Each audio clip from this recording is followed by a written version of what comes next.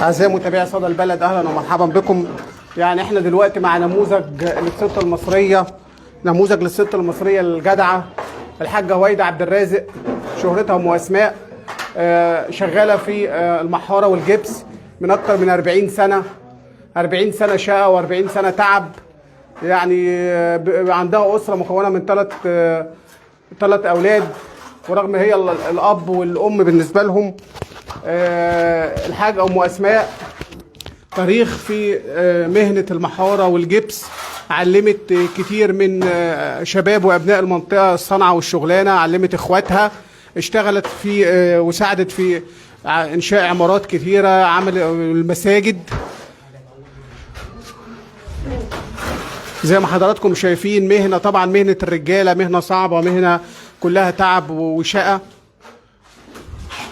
أم أسماء شغالة فيها من أكتر من 40 سنة، يعني كان عمرها 12 سنة وهي كانت بتشتغل المهنة ديت.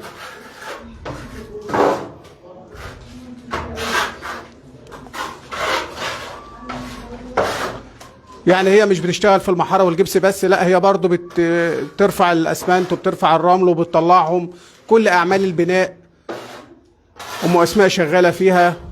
طبعا كلنا عارفين ان مهنه البناء مهنه صعبه ما بيشتغلهاش الا الرجاله، لكن ام اسماء يعني شغاله فيها من اكتر من 40 سنه. هنعرف حكايتها وهنعرف تاريخها وهنعرف يعني ازاي اتعلمت الصنعه والشغلانه منها دلوقتي. ازيك يا ام اسماء؟ عمل انزلي بقى عشان يعني تعرفينا بقى، يعني بقالك قد ايه شغاله في مهنه المحاره والجبس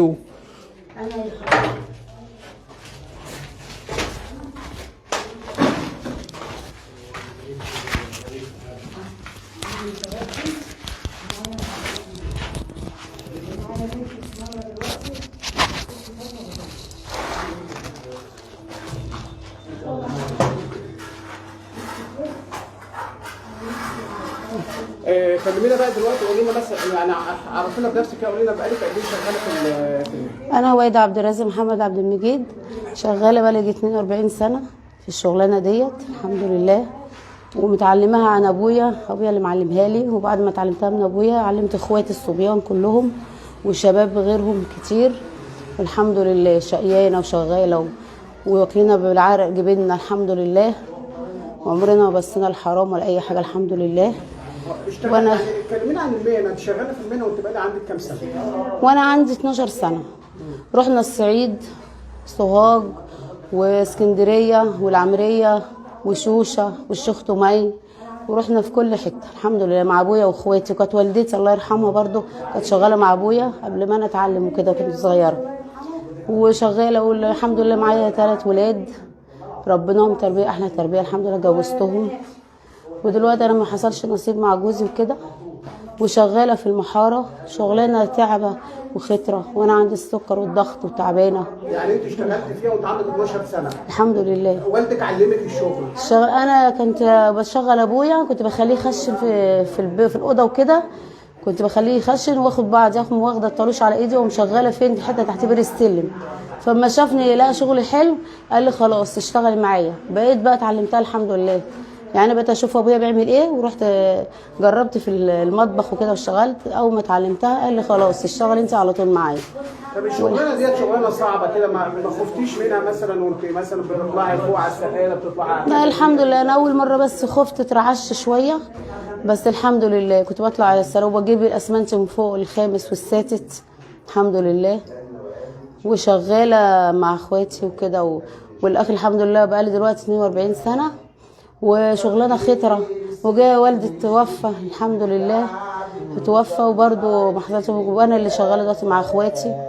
علمت كتير من الشباب بقى، علمت اخواتي وعلمت الشباب كتير قوي الحمد لله، ودلوقتي صناعيه فرم وحجر الصناعي ومحاره وكل حاجه شاركت بقى في يعني طلعت مثلا اشتغلت في اعمال ربنا في عماير؟ ايوه، وفي الجامع جنب الحاج مدبولي، الحاج مدبولي ابو الهنا وكده، عملنا كذا جامع، كذا جامع عملناه، وعمارات وبيوت وفلل، وفي مصر الجديده وكل حته الحمد لله. يعني لما وفي العاشر شغلانه المحاره ديت يعني ما انكسفتيش مثلا دي حد مثلا يقول دي انت ست وبتشتغلي؟ لا اتكسف ليه، ده حاجه فخوره بيها الحمد لله، وبدعي لابويا ربنا يرحمه رحمه واسعه ان هو علمني الشغلانه ديت، وتعلمت ومستقبل ليا والولاد وكده. ودلوقتي انا عايشه لوحدي انا وبنتي وشغاله والحمد لله، وبناكلها من عرق جبيننا. هي شغلانه بتعملي خير. ايه بقى؟ ايه الشغل اللي انت بتعمليه في الشقه؟ يعني قولي لي مثلا لو انت مثلا استلمت شقه جديده بتعملي فيها ايه؟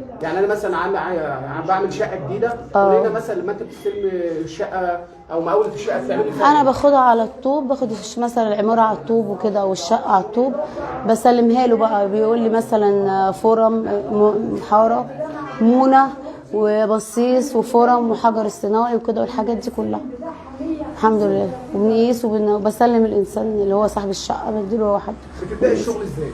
ببدا الشغل الصبح ان شاء الله، نطلع الرمل، وبعد ما نطلع الرمل بنخمر ونعمل همونه ونطلع اشتغل ونخمر، وبعد كده بخشن وكده.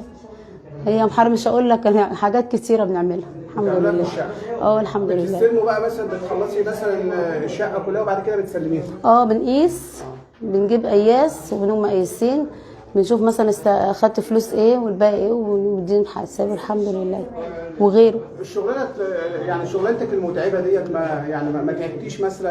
يعني ما حصلكيش اي مضاعفات بسبب صحيه بسبب طلوعك ونزولك؟ لا، رجليا وجعتني والله والحمد لله، رجليا تعبانه، وعندي دلوقتي الضغط والسكر تعبانه، بس الحمد لله بقاوم برضو عشان اعيش عيشه شريفه ونظيفه، واكل لقمه من عرق جبيني الحمد لله، وربنا يديني الصحه يا رب الحمد لله. طلعت فوق عملتي مأذنة الجامع؟ المدنه بتاعت الجامع، المدنتين بتوع جامع ابو الهنا، وكذا جامع عملتهم في المدنه فوق الهلال فوق.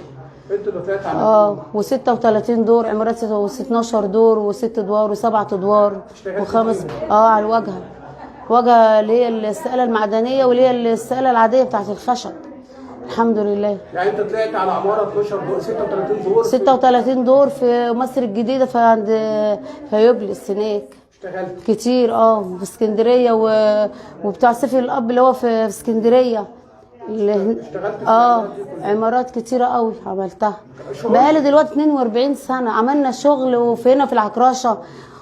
شعورك ايه بقى وانت طالعه كده وواقفه وماسكه الشغل وبتمحري وبتعملي؟ يعني شعورك ايه وانت واقفه كده في وسط الرجاله وبتشتغلي بقى؟ مبسوطه طبعا، فخوره بنفسي وفخوره، وبدعي لابويا ربنا يخليه لي يا رب، وربنا يرحمه رحمه واسعه يا رب.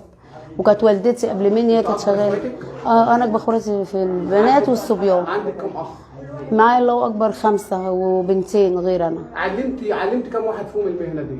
علمت ال5 عشان انا الكبيره، ال5 وكتير من الشباب الحمد لله. علمتهم المحاره وفرم وحجر اصطناعي وكل حاجه، وبيوت نور وكل حاجه. يعني تحب تقولي ايه بقى للست المصريه اللي هي الست المصريه الاصيله اللي هي بتقف جنب جوزها بتربي ولادها بالحلال؟ تحب توجهي رساله ايه بقى لاي ست بقى في الشغل؟ والله ربنا يعينها ويقويها ويجعله في ميزان حسناتها يا رب، وربنا يقدرنا ويديها الصحه. حاجه كده جميله وحاجه محترمه. وربنا يا رب يكفينا، بس اهم حاجه المرض، يكفينا شر المرض. يعني ايه اللي انت بتحلمي بيه؟ بحلم ان انا اعيش حياه كريمه وحياه سعيده الحمد لله، بس ويا رب ربنا كرمني كده، عشان انا بكبر مش بصغر. انا تعبت في حياتي، مفيش اي معاش بتاخديه؟ مفيش اي معاش والحمد لله. انا شغلت المحاره وغير المحاره، انا اشتغلت في مصنع بلاستيك، واشتغلت في كل حاجه، مع البنا، واشتغلت مع بتاع السلالم، واشتغلت مع سباكين، اشتغلت كل حاجه الحمد لله. وشيلنا تراب، شو كانت البيوت بيبنوها وبيعملوها الاساس ده، كنا بنشيل التراب على راسنا انا وابويا وامي واخواتي الحمد لله. طول عمرنا شقيانين، طول عمرنا شقيانين، بس انا بتمنى بقى ان انا ربنا يكرمني كده ان شاء الله. ربنا يخليني، وانتوا ربنا يسعدكم يا رب. وانا بدعم الاستاذ السيسي الرئيس ربنا يخليه لنا. بحبه قوي قوي قوي.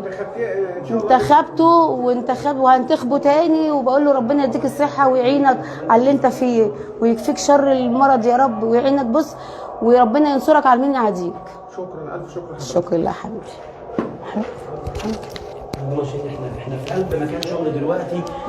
اعزائي متابعي صدى البلد، زي ما تابعتوا معانا دي كانت ام اسماء، يعني ست ب 100 راجل زي ما بيقولوا، شغاله وتعبانه طبعا، وشقيانه، يعني كافحت اتعلمت الشغلانه من وهي عندها 12 سنه، بقى لها 42 سنه شغاله في مهنه المحاره والجبس. شكرا جزيلا لمتابعي صدى البلد.